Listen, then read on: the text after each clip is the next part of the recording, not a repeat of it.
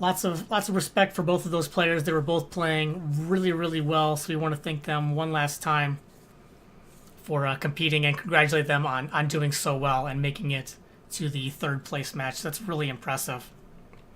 So, now that we are down to these final two players, we're going to go ahead and have them start when they are ready.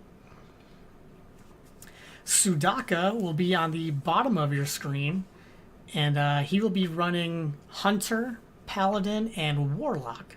Meanwhile, Arusu will be on the top of your screen, and he has Druid, Paladin, and Warlock at his disposal. So they both are running Paladin and Warlock. They disagree on Druid and Hunter for this match.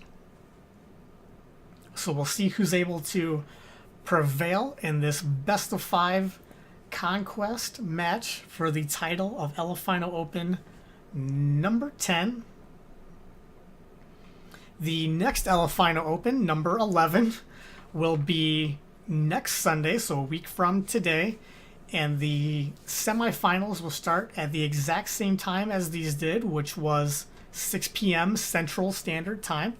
So keep an eye out for that if you enjoy the Hearthstone scene and would like to get into some open tournaments. Looks like they're getting ready to start, so let me go ahead and get you guys in there.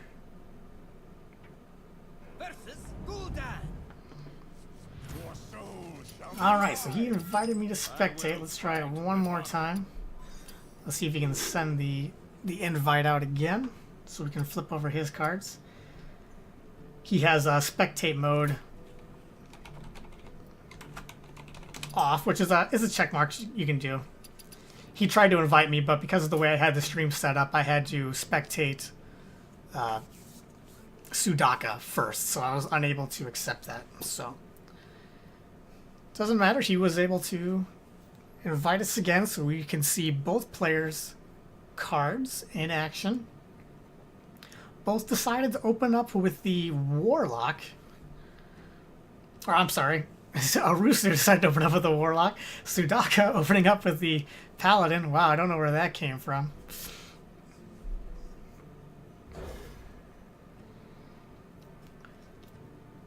And Sudaka looks like he's tossing back his entire hand. Gonna get a new one. Gets a nice 2-3-4 curve.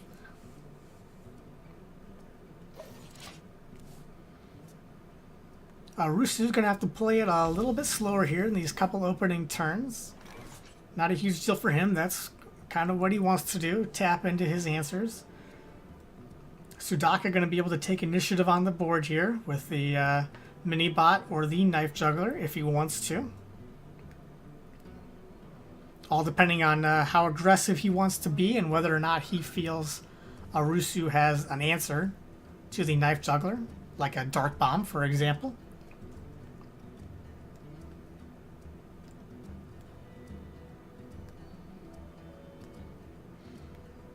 So he's going to debate on it. Hopefully we didn't have a... Hopefully he's debating and we didn't have a spectator bug here. That would be unfortunate. Generally I look for... you can see like the red arrow pointing off into nowhere when a spectator bug appears. So, okay, it looks like we're good to go. He was just really debating on that turn, and understandable. There's a decent amount at stake in here. You made it all the way to the finals and you really want to do your best here to come out on top, so no need to rush. And Arusu now.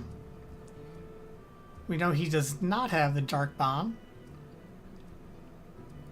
He could have used an AoE to clear the knife juggler should Sudaka played it, but Arusu just going to tap here on turn 2. Does not feel threatened enough to coin something out, saving the coin undoubtedly for the Drake next turn. So now back down here to Sudaka.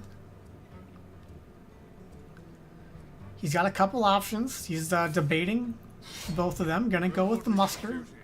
Definitely really strong. And send the rest of his damage to the face. Makes sense. Now Arusu. Kind of an interesting board. It wouldn't be a terrible board to Demon Wrath.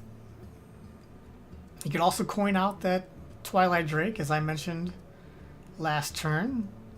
Depends on how much he feels threatened by this early pressure from Sudaka.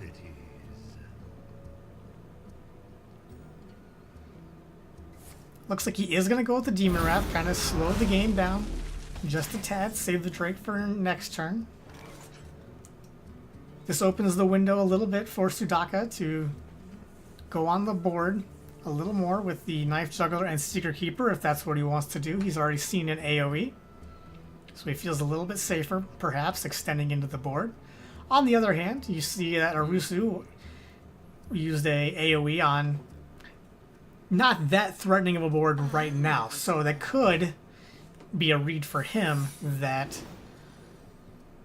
he has another AoE. So it looks like he's just going to forego the Knife Juggler yet again and kind of play around a second AoE, which we see that Arusu does have in the form of that Hellfire. So if that was his read, that was a very good read from Sudaka, not investing too heavily into another AoE. So really strong play from both of these guys. Arusu going to use the second AoE, so Sudaka probably patting himself on the back a little bit for not throwing out the Knife Juggler. And now Arusu looks like he's going to coin out the Zombie Chow. Might as well try to establish a little bit of board presence and see if he can stave off the next wave of attacks from Sudaka. Sudaka picks up the Sludge Belcher, which was a really huge top deck for him. He had a couple other options, but this is, in my opinion, is by far the best, and that's the route he takes, so he seems to agree with me. Arusu drawing into the Dark Bomb. Don't know that it helps him a whole lot here. So he's just going to throw out the Twilight Drake. He could have used the Dark Bomb to clear off this Sludge Belcher, but it wouldn't have established much on board behind it. So he's going to set up the Drake instead. Try to maintain that board presence. Sudaka has the tools at his disposal to deal with this Drake should he want to. Instead, he's going to finally let that Knife Juggler into the action. Throw out the Creeper. Does get the juggle. Second juggle goes to the face. That doesn't really matter. He did not have the damage on board to clear the Drake. Even if both juggles went into it, he would have been one short. So he's probably not too upset. He does play a little bit into this Mind Control tech, so we'll see what it takes. Gets the Juggler, not the worst one. The Juggler does proc by that Mind Control tech. I was not familiar with that interaction, so that's good to know. So we'll write that down and save it. If you Mind Control a Knife Juggler, you get the proc from the Knife Juggler. That's kind of interesting. Arusu gonna use that Dark Bomb we talked about last turn. Slow down the pressure from Sudaka a little bit. Going into turn 7, Sudaka has not drawn into his Mysterious Challenger, which you would ideally have on turn 6 or turn 7. Can't play that Tyrion until turn 8, obviously, so he's going to have to find some sort of other path. Whether it involves this True Silver Champion or not remains to be seen. You can toss out the Knife Juggler and trade in the Creeper. See where the juggles go. Perhaps that will allow him to get a lot more value from that slime. He's going to start with the True Silver. Looks like he's going to peg off that Drake. He's also going to establish the Knife Juggler for future turns, since next turn his play is pretty much set up for him. So he is going to do the trade that I talked about and get the juggles. Nails one of the juggles on his opponent's Knife Juggler. So that's a huge juggle for him, not wasting any damage into the Mind Control tech, so that's what he was hoping for. He wins one of the 33 percenters. So now Arusu going to have to respond. He's used a couple AoEs already, so he might have a Shadow Flame somewhere, but I imagine he's running Reno, so I wouldn't bank too heavily on him having another of those smaller AoE clears, Demon Wrath or Hellfire. He has the Twisting Nether we see. Can't do that until next turn. But that is another board clear for later in the game when one of these big minions comes out. For example, the Tyrion. Probably a better answer for the Tyrion will be the Siphon Soul, though, depending on what else Sudaka is able to establish on board, or is remaining on board at the time. So we'll see. It's a really hard turn. This is very interesting. It's definitely not clear cut at all. So he is taking his time. He is going to use the Siphon Soul on the Knife Doctor, set himself back up to 14. He was getting a tad bit low. Sudaka, having seen the Siphon Soul, though, feels a little bit safer about tossing this Tyrion, I would guess, but he's got to be a little bit afraid of Twisting Nether, which is in hand for Arusu. So we'll see. If he does decide to go with the Tyrion, you could make the argument for using the weapon charge. So that way you're not forced to overwrite a charge of the True Silver.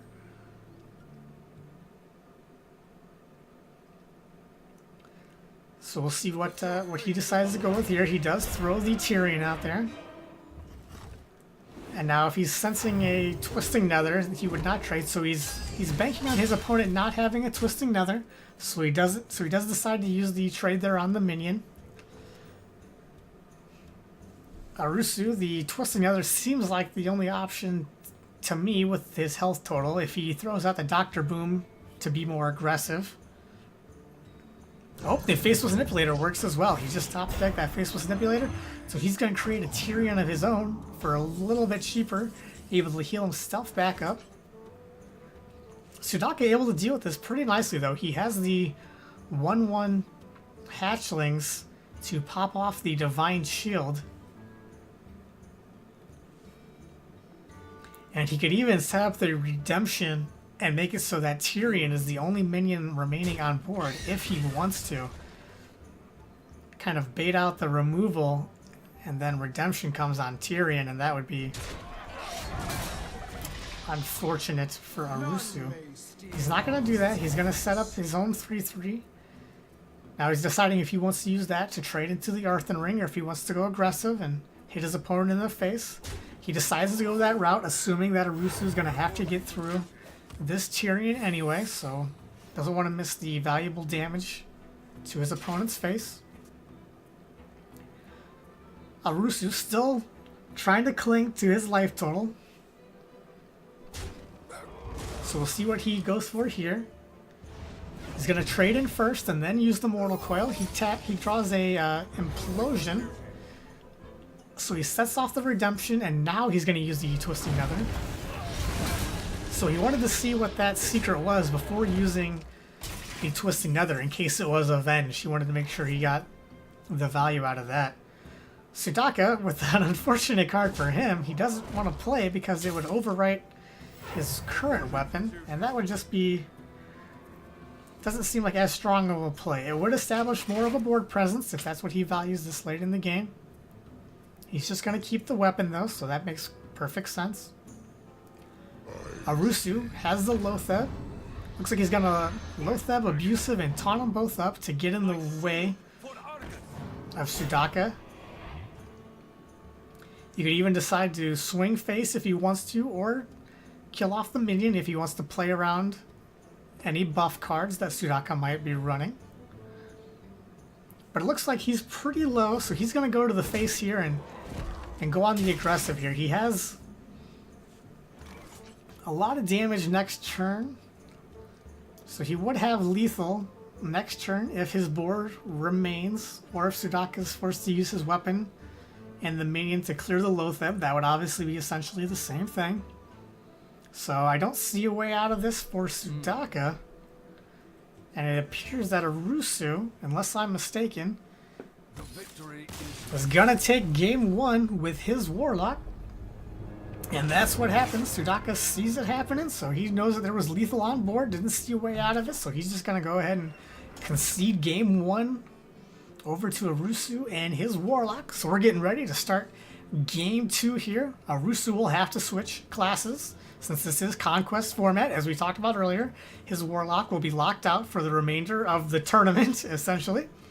And meanwhile, Sudaka can decide to switch if he wants to, or he can run the Paladin back again, whichever he decides.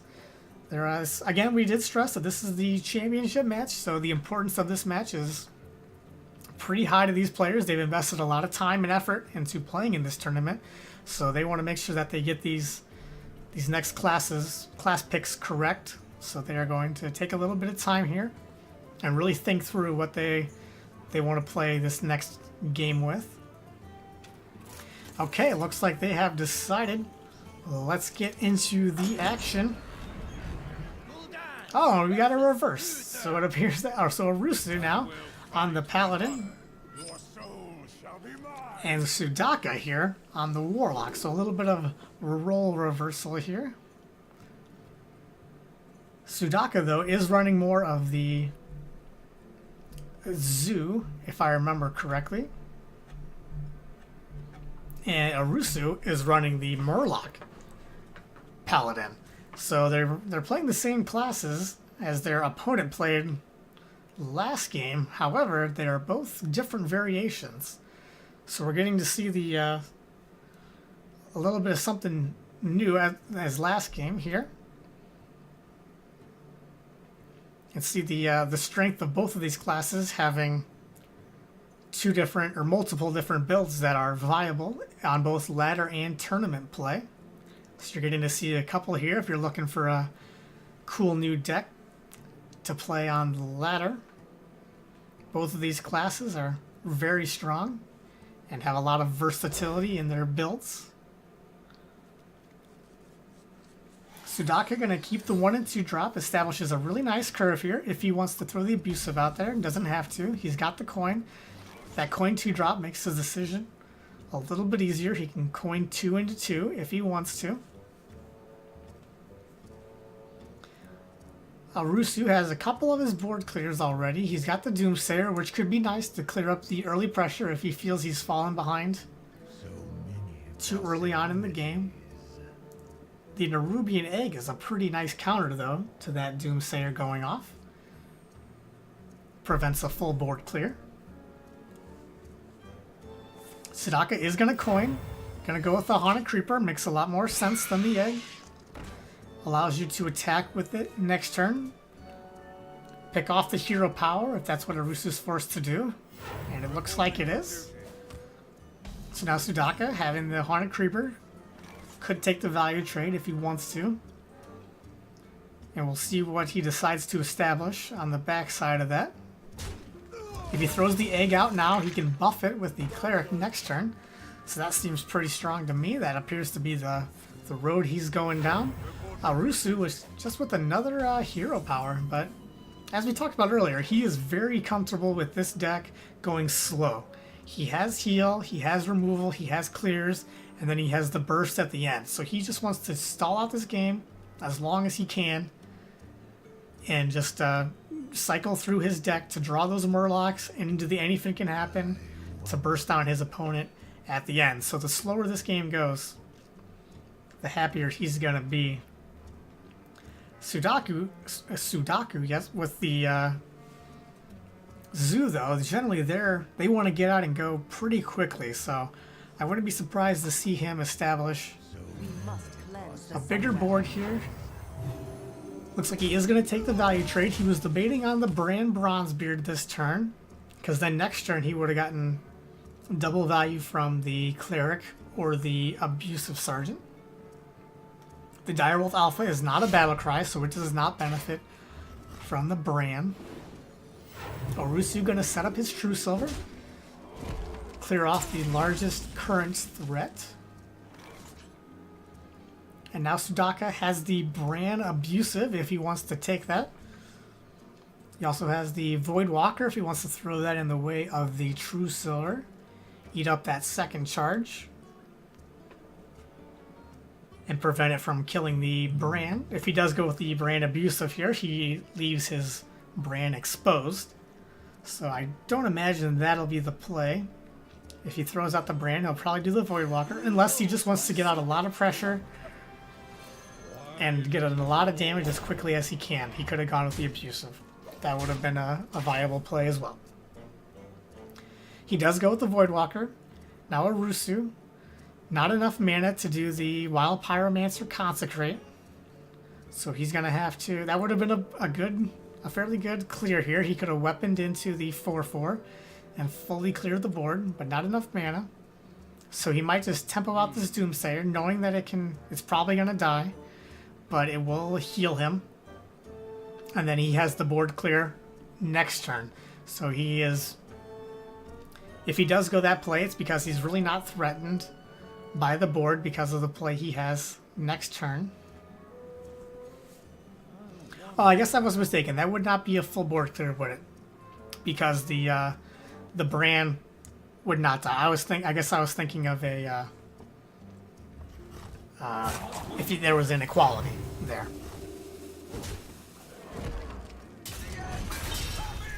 If you went with the Wild Pyromancer equality, but with the Consecrate, that would only be 3 damage onto the Bran. So I was mistaken again. It happens. And now, with this Doomsayer and the Acolyte of Pain coming off, Sudaka can prevent all draws from this Acolyte of Pain if he just lets the Doomsayer go off. And he would be left with the Egg and the Nerubian and the 1/1s coming out of the Creeper. So it wouldn't have been a terrible board. He is going to go with the clear. He's going to limit the card draw off that to 1.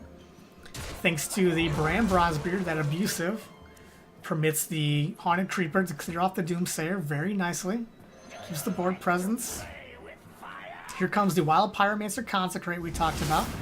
Able to deal with most of the board. Not all of it, as I explained my error on that just a little bit ago. So Sudaka, even after that quote-unquote clear, still has a pretty good board. Really nice trade into the Wild Pyromancer. He's going to start with a tap, though.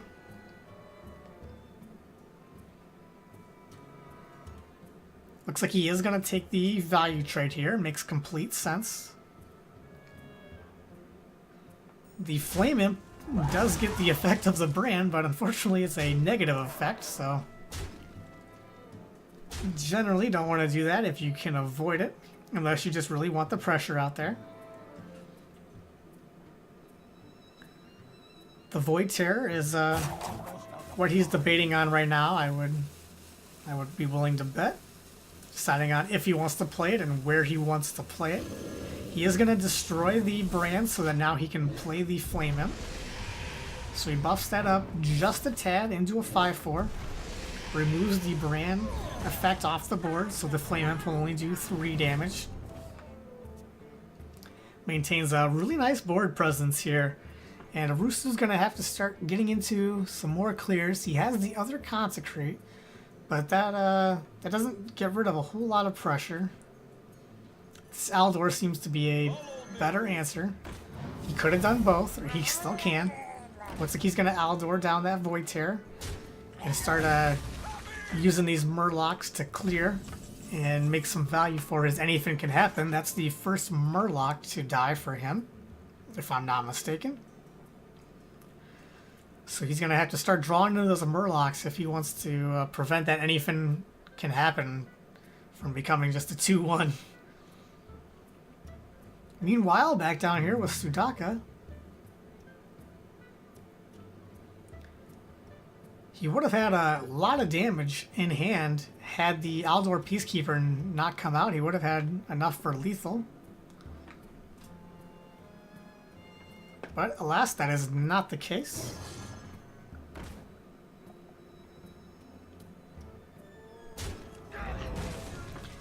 So he's going to trade here. It looks like he's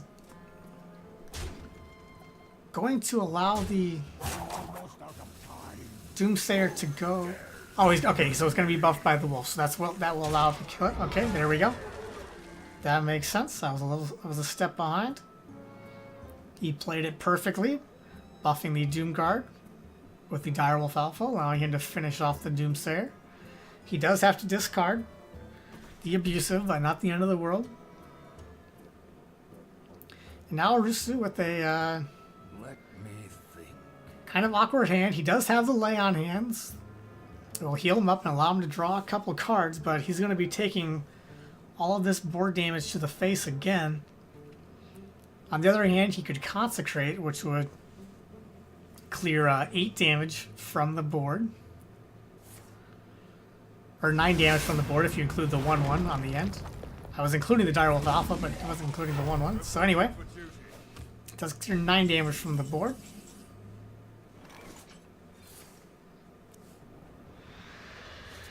So now Sudaka's going to start with the tap, and this looks like a really good turn from him. The double Imp Gang boss, if he wants to play it. But he's got to be sensing some sort of AoE clear coming up soon from Arusu. So he may or may not throw both of them out depending on what he thinks Arusu has in hand.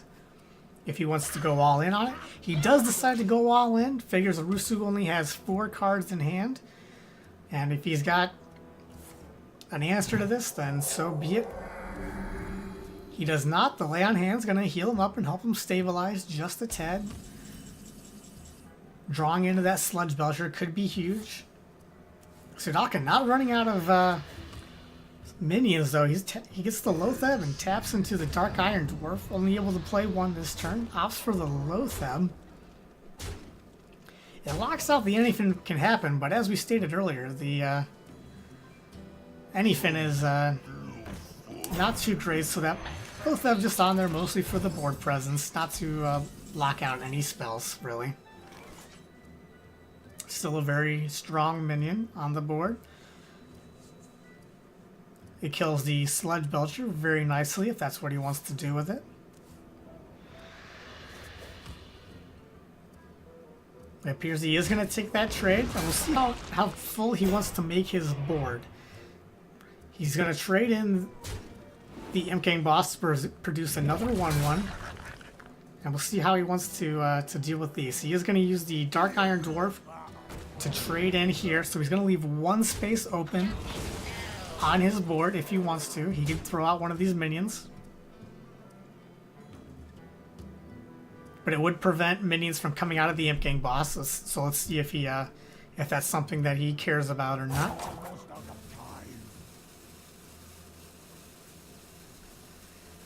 Big decision. Do I take the board presence? I don't think you do here, so I agree with his decision to hold because you have a lot of damage on board and your opponent is already down to 9. So even if you have a board clear, you want to have a little bit of something to back it up with to finish off your opponent. And Arusu forced to Solemn Vigil, see if he can draw some sort of out. Doesn't look like either of those minions is gonna do it. He can keep her in Humility. Is that enough to keep him alive? It would reduce 7 damage or 6 damage off the board, and he doesn't see an out, and I didn't either. So Sudaka gonna go ahead and take game 2. So the Warlocks are undefeated, both getting victories on their first try. So the Warlock class is now locked out for the rest of the entire tournament. There will not be nobody will play Warlock for the rest of the tournament. I can promise you that. And now we will go in to game 3, and we will see what classes they opt with. Now, we'll see if they both go with their Paladin. We could have a Paladin class mirror match, but they are different. They have different strategies, so that could be interesting to see that occur. Or they could also switch to their different decks, Druid and Hunter, respectively. So here we go. We're gonna find out right now. Game 3 coming at you. They do both decide to switch to their Hunter and Druid, so Paladin is out for now.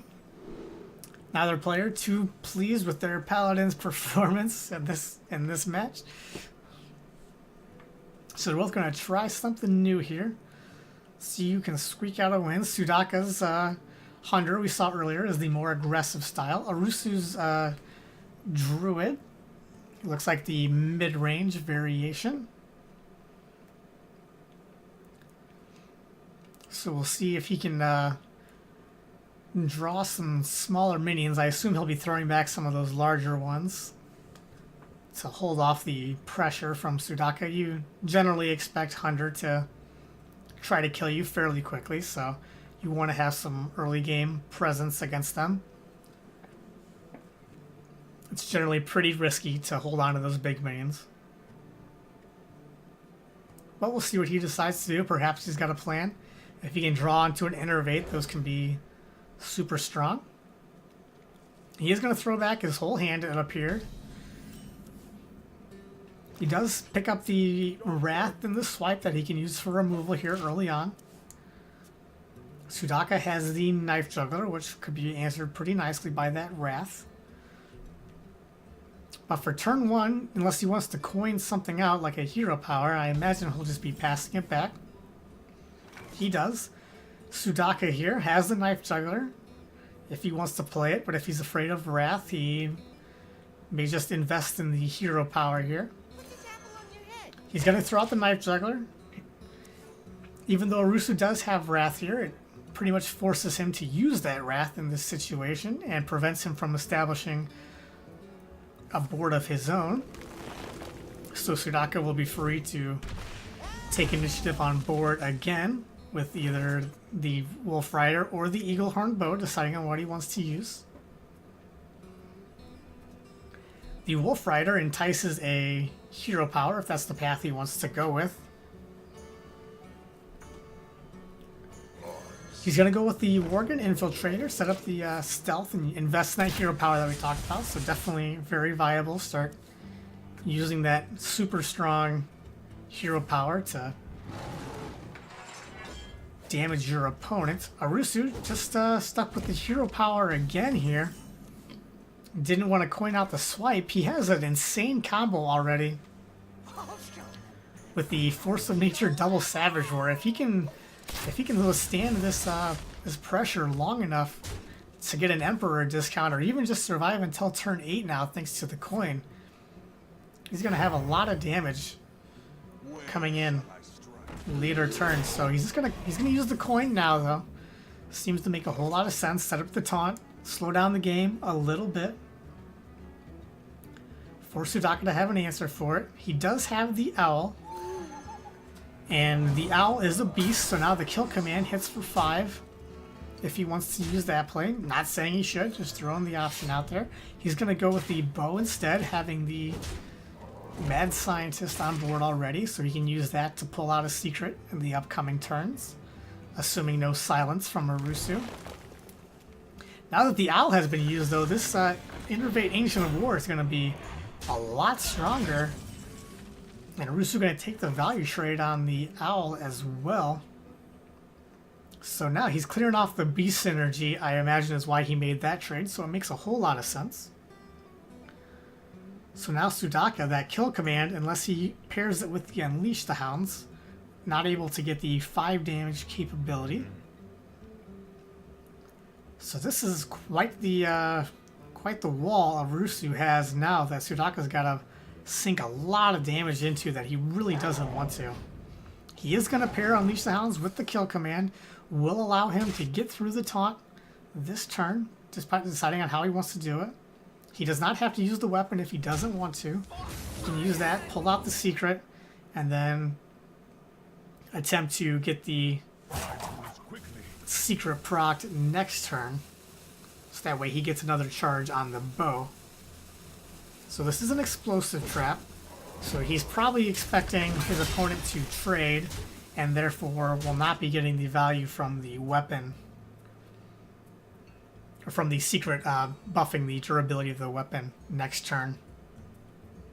This swipe, though, could be pretty strong. So Arusu does proc the trap. He may or may not have if the bow was still active, but he does proc it. So because he can now swipe this, clear out the board very nicely.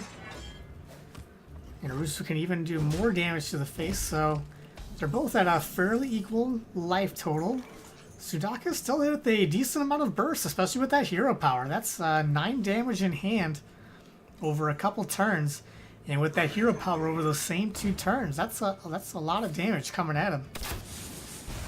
So we'll see if Sudaka wants to use the quick shot here to clear off the minion on board, or if he wants to hold it to be to draw a card with potentially next turn. Because if it's the only card in your hand, you can draw a card with it.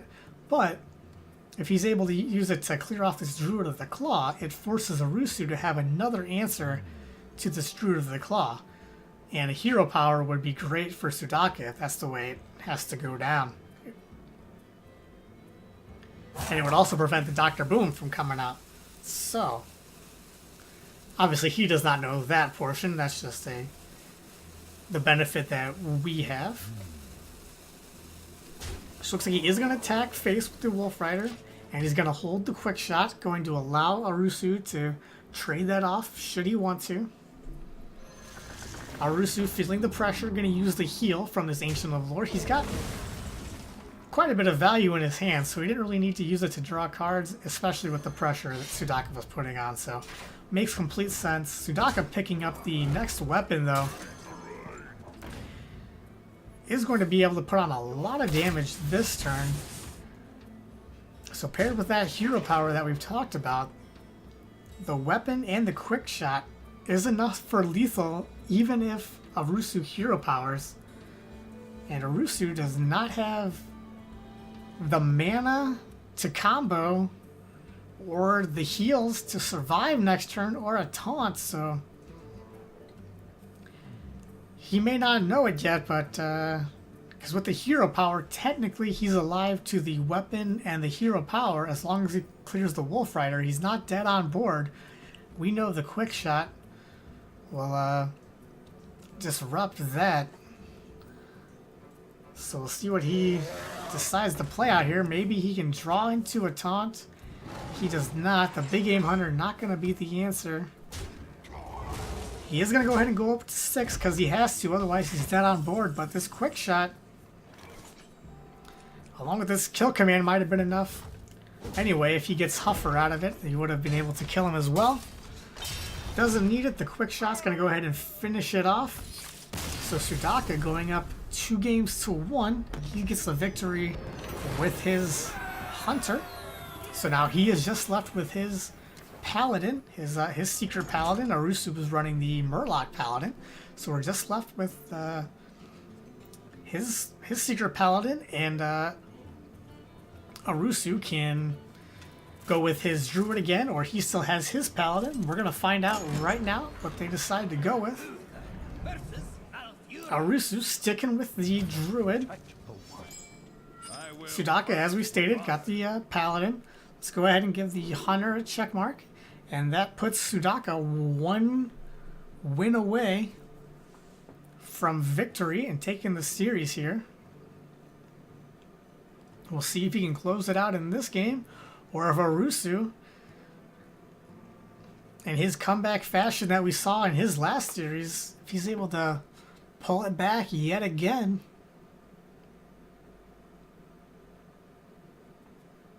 So now both taking their time, deciding what they want to use, perhaps waiting for the other opponent to mulligan first to try to get a little bit of information on what their opponent's hand may or may not be. Sudaka, I would guess, is going to keep the Secret Keeper and the Haunted Creeper. Toss back the other 2. He does have the coin, though, so he may hold on to the Shredder so he can go 1-2 coin 4. Seems pretty good. Arusu with the Innervate is going to go ahead and keep that. He does draw the Wild Growth, which is good for him. Will allow him to curve into these bigger minions that he's got. Hopefully coming up here. He could Innervate out the Shade now, and it will still allow him to Wild Growth the turn after that. He's just going to pass it back, though. And now Sudaka has a couple options here. So we'll see if he wants to Secret Keeper and buff it, or he can just throw out the Haunted Creeper. All viable options.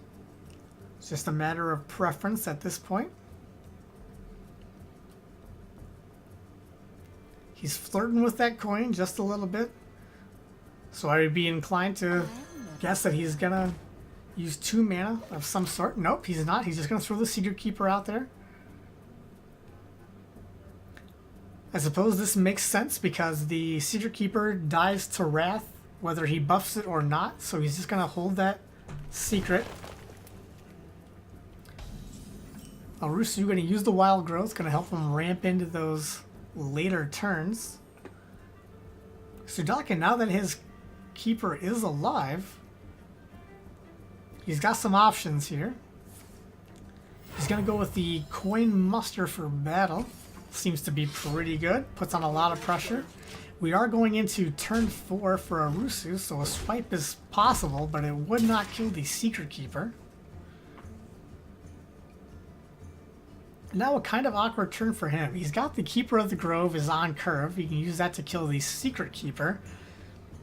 Or he could innervate out the Druid of the Claw if you wanted to. He's going to go with the Keeper of the Grove. Makes sense. Kill that off before it can get buffed. And now Sudaka does not have the Coin Shredder since he used it last turn that we talked about earlier. But he still has options. He's got the Creeper along with some secrets here. He may have made the small read that his opponent does not have Swipe. Because he's playing into Swipe just a little bit. Of course, Arusu does not know that what this secret is, so we get the advantage of that. It is a competitive spirit and not the noble sacrifice. We saw it played from hand. So Arusu could have traded into the Creeper and swiped if he had it. So that's what I meant by playing into Swipe.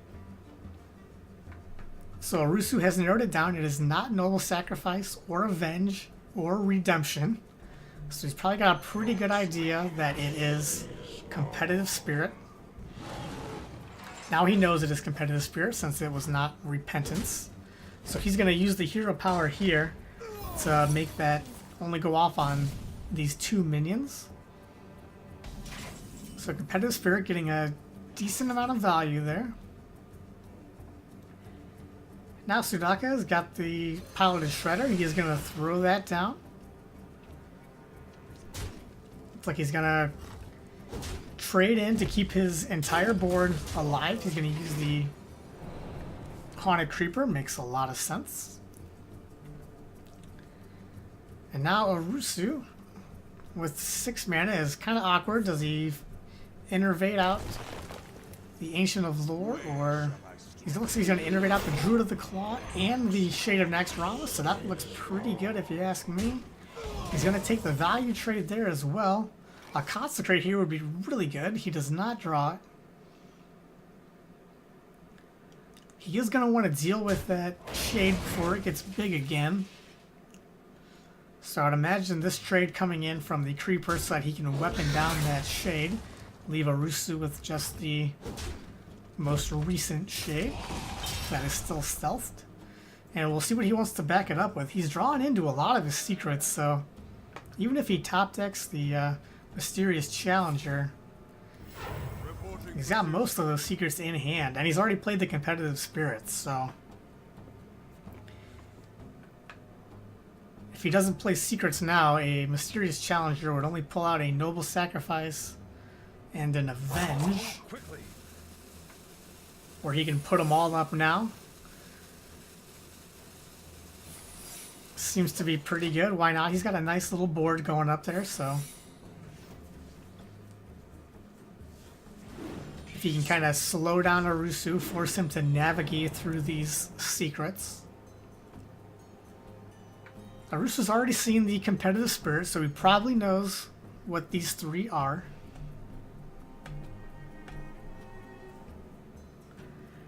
And as such, will allow him to play around them a little bit more if he wants to.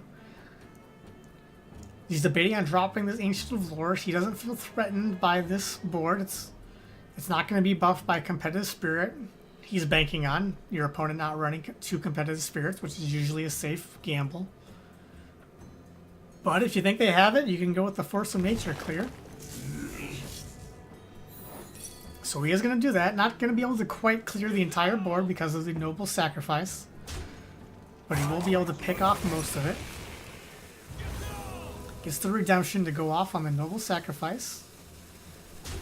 And then he's going to use the rest of this Force of Nature to clear off the board as best he can.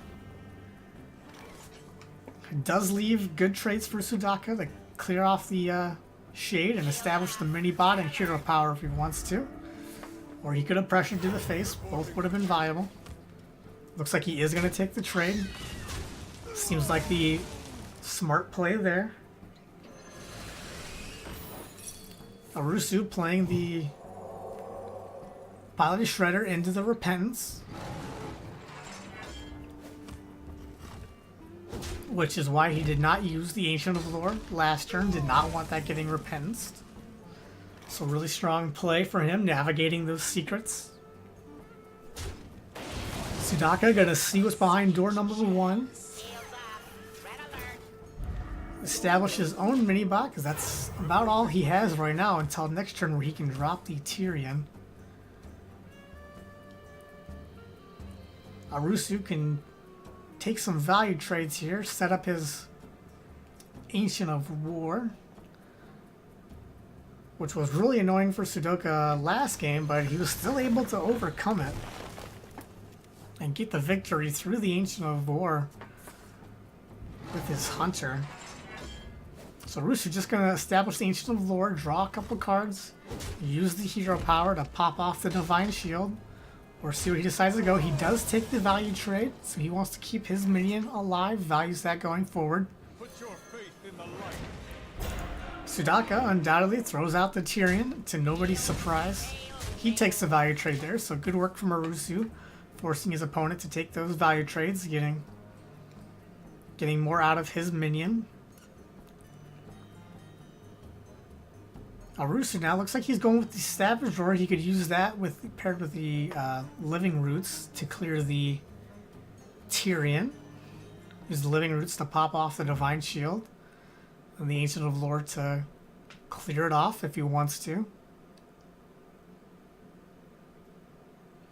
He could also start with the Wild Growth to draw a card.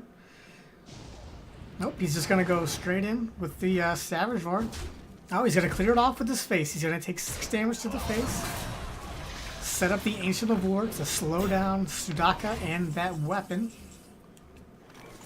Coghammer, not a good draw here. Kind of in a similar situation he was in a previous game.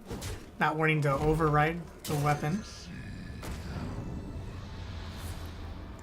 Ashbringer is the name of that weapon, by the way. I keep calling it just a weapon, but it's an Ashbringer. So now Arusu going to start with his Azure Drake. See what he can pick up off of that. He draws into a Keeper of the Grove. He could use that to peg off the mini-bot if he wants to.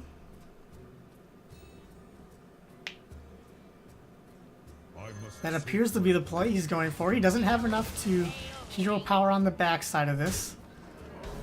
So he's just going to go face with the Ancient of Lore and force Sudaka to clear off the Ancient of War. Deciding if he wants to do that with the Lotheb or the Ashbringer.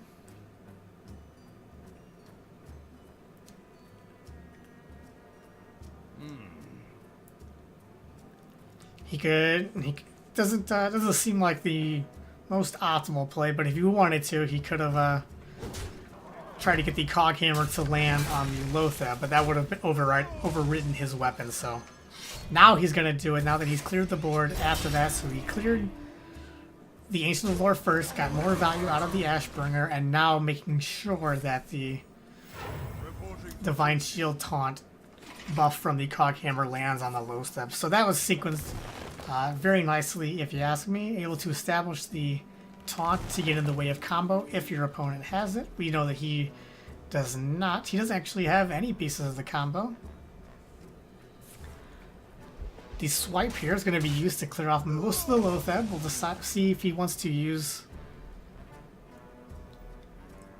what method he wants to use to clear off this Lotheb. He's got a couple of them. The Living Roots seems like the most beneficial. He can also set up the Druid of the Claw on the back side of this. That happens sometimes where it keeps it up for a little bit longer, but it usually goes away. There it goes. He's going to take the value trades here, and now Arusu has the commanding board presence. Keeper of the Grove, not the worst here. He can use it to nerf the Druid of the Claw, but it will not help him survive, so I guess it is not a good enough draw here because he will be dead either way.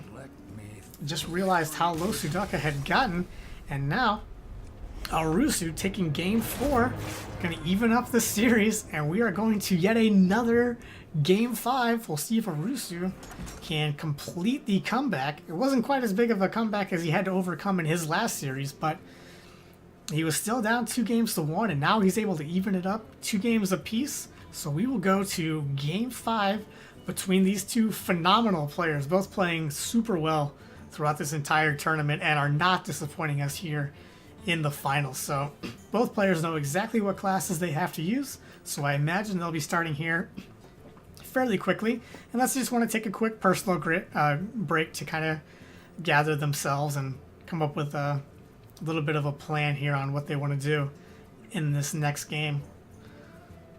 Because this is the one that matters. One game to rule them all. Whoever wins this individual game will be the Elephino Open number 10 champion. And we'll go home with a little bit more money and one more point in the standings, the BlizzCon standings. So here we go. They are ready to go.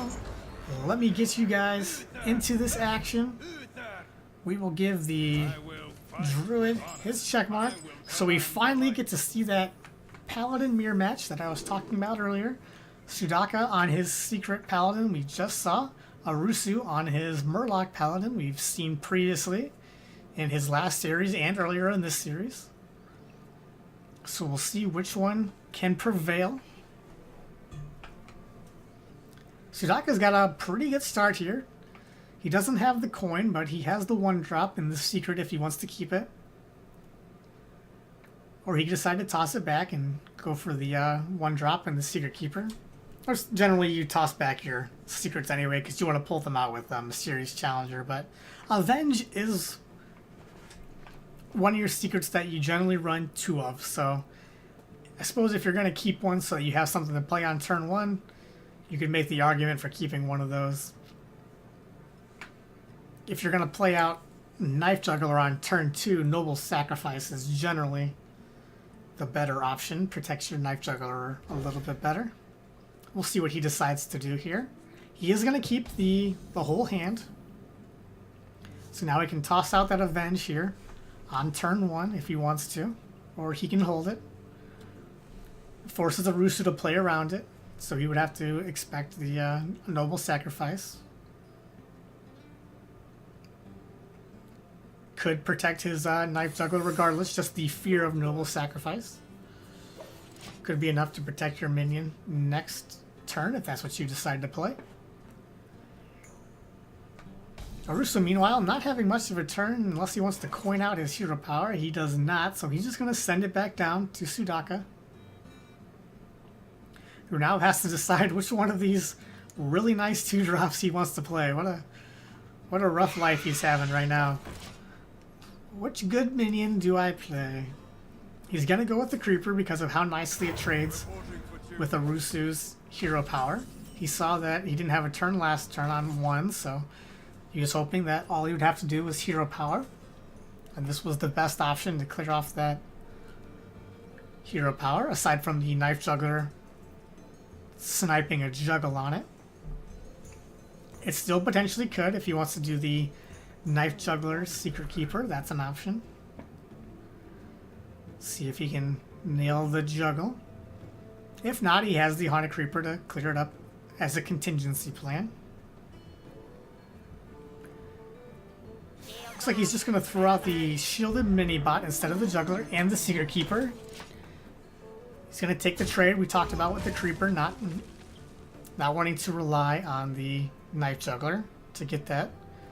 Especially since this would have been a coin consecrate turn, which we see that Arusu does not have, but played around that a little bit by using the mini-bot instead of the Knife Juggler. So now Arusu going to put out the Doomsayer, but Unfortunately for him, Sudaka has the Blessing of King, so he's able to deal with that pretty efficiently. Puts a Blessing of Kings on a minion with Divine Shield. That's going to be countered by the Aldor Peacekeeper, though, to nerf that back down. And now Sudaka has a couple options.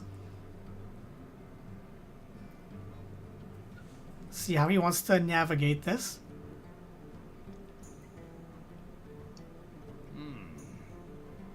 One potential play would be the Knife Juggler, and you could try to see where those Creeper Juggles are headed, but that does play into Consecrate a little bit, so if he's afraid of that, he might not do it, but he is going to throw out the Juggler there. Start with a Hero Power. He does get that one to land. Throw out the Secret Keeper as well. He gets that one to land in addition, so now the debate on what he wants to use to kill that off. The Divine Shield seems to make the most sense. He can keep his board alive that way, and is a little bit resilient to Consecrate. Thanks to the 1/1s from the Haunted Creeper, gonna stay alive.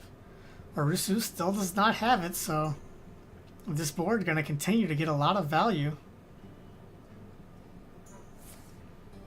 And Arusu just gonna try to cycle through his deck a little bit more. Just gonna use that Solemn Vigil as opposed to healing up, because he only would have gotten 3 heal out of the heal bot, so he's gonna pass on that. He's still playing around the Noble Sacrifice would be my guess for not using the True Silver there, potentially. He may have had another plan, but it could have discouraged him from trying to True Silver down the Knife Juggler. Now Arusu here with a full hand, gonna have to play something. He's got that Sludge Belcher, seems like not the worst option.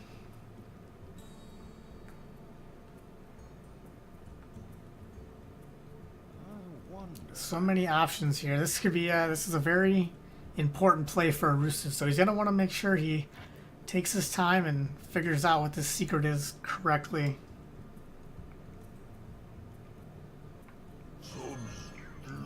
He's going to throw out the Sludge Belcher and just pass it back. Doesn't need to use the coin for anything. Sudaka with a full board. If he wants to play anything else, he's going to have to trade some minions into that Sludge Belcher first. Probably part of his plan anyway.